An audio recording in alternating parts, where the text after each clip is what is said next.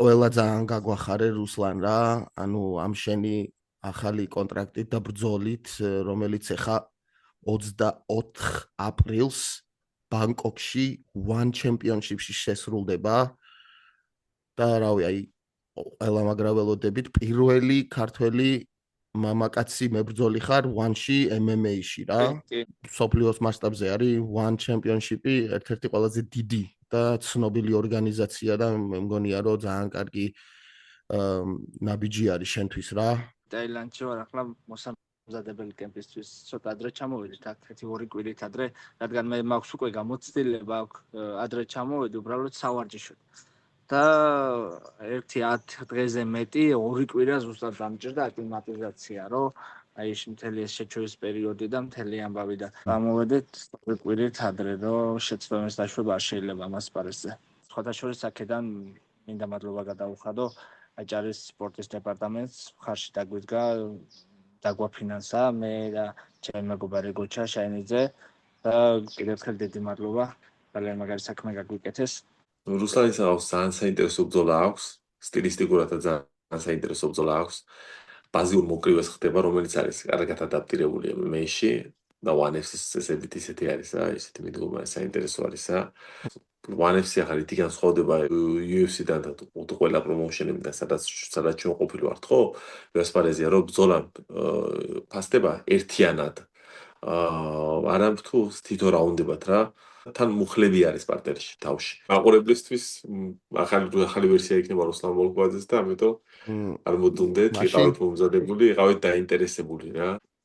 რეალურად ხო საქართველოსდან ესეთი დიდ მაჟორ ლიგაში, ანუ მეიჯორ ლიგა რაც არის, ერთ-ერთი დიდი წამყვანი ლიგა მსოფლიოში, ნუ პირველი სამეული, პირველი ორეული, რავი რა ვთქვათ.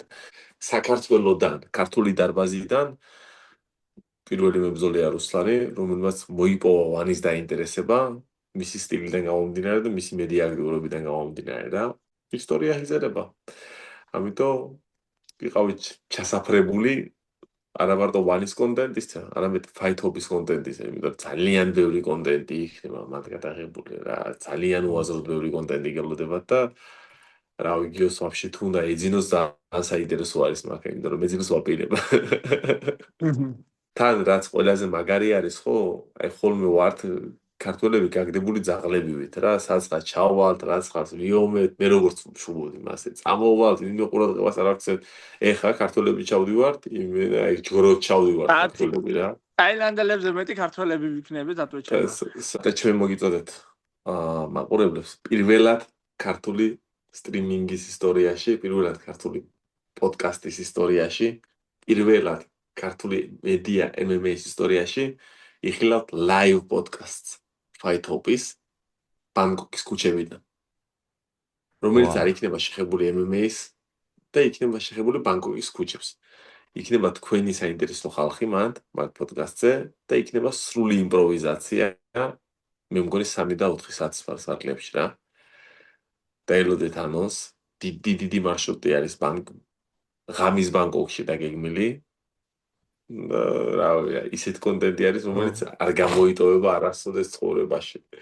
მინდა რომ მაყურებლის პოზიციაში ვიყო, მართლა გითხრა. დიდი ჰენგოვერი არის დაგეგმილი ბანგკოკში და რავი, იმედია მეორე ჰენგოვერით არ გავიღვიძებთ. მოკლედ 4 შაბათს ტაილანდიდან ჩაგერთვებით Fight Hop-ი, ნოსტალ გიორგი და ხვიჩექ სქორიძე დროებით ხალხო.